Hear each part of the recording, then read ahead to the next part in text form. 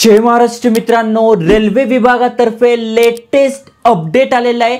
जाहिरात निघाली आहे 1007 जागांसाठी नागपूर विभागामध्ये ही भरती असणार आहे।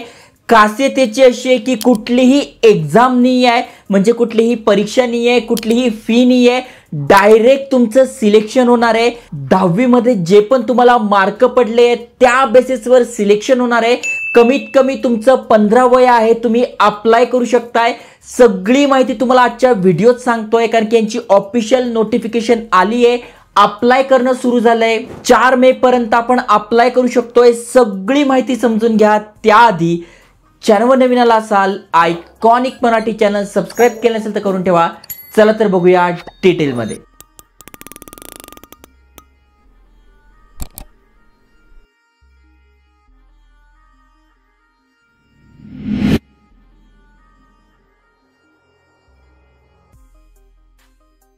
तर मित्रांनो, तुम्ही ते वाचू शकताय, साऊथ ईस्ट सेंट्रल रेल्वे तर्फे जे अपडेट आलंय त्याची पीडीएफ आपल्याला इथे दिसून जाईल आणि त्याद्वारे सगळी माहिती तुम्हाला सांगतोय।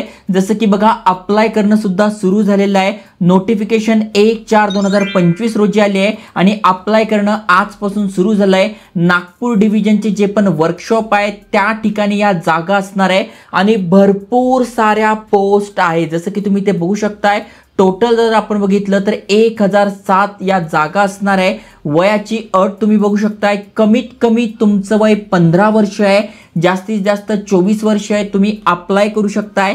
त्यातल्या त्यात जर का तुम्ही कॅटेगरीतनं असाल, जर का तुम्ही कॅटेगरीतनं आहात SC ST मधून, तर 5 वर्षाची सूट दिली आहे, म्हणजे 24+5, किंवा ओबीसीतनं असाल तर 24+3 म्हणजे 3 वर्षी सूट दिली आहे। आणि PWBD कॅन्डिडेट तुम्ही आहात, एक्स सर्व्हिसमन तुम्ही आहात, तर 10 वर्षाची तुम्हाला सूट मिळते।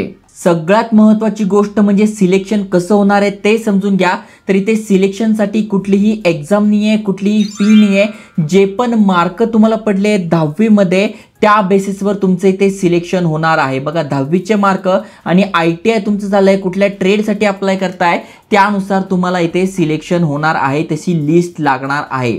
तुम्ही इथे बघू शकताय भरपूर सारे ट्रेड आहे, जसं की फिटरसाठी 66 जागा, कार्पेंटरसाठी 39 जागा, वेल्डरसाठी 17 जागा, COPS साठी तुम्ही अप्लाय करताय तर 170 जागा, सगळ्यात जास्त इलेक्ट्रिशियनसाठी जागा आहे 253, स्टेनोग्राफर तुमचं झालेलं आहे 20 जागा, प्लंबरसाठी 36 जागा, पेंटरसाठी 52 जागा, वायरमनसाठी 42, इलेक्ट्रॉनिक्स मेकॅनिकसाठी 42, डिझेल मेकॅनिकसाठी 110, मशिनिस्टसाठी 5, टर्नरसाठी 7 आणि बाकी पण तुम्ही बघू शकताय भरपूर साऱ्या जागा, अशा टोटल 919 जागा आहे। त्यानंतर मोतीबाग वर्कशॉप आहे, त्यासाठी पण तुम्ही बघू शकताय भरपूर साऱ्या ट्रेडसाठी इथे 88 जागा आहे, म्हणजे 919 + 88 म्हणजे 1007 जागांसाठी ही भरती असणार आहे। त्यानंतर आपली जी ट्रेनिंग होणार आहे, स्टायपेंड किती मिळणार आहे तर बघा इथे दिलेलं आहे। स्टायपेंड आपल्याला 8050 असणार आहे, कारण की ही अप्रेंटिसशिप भरती आहे, त्यामुळे फॉर 2 इयर्स आणि ITI कोर्स झालेला आहे त्यांना 7700 for 1 years of ITI course. तर अशा प्रकारे आपल्याला इथे स्टायपेंड मिळणार आहे।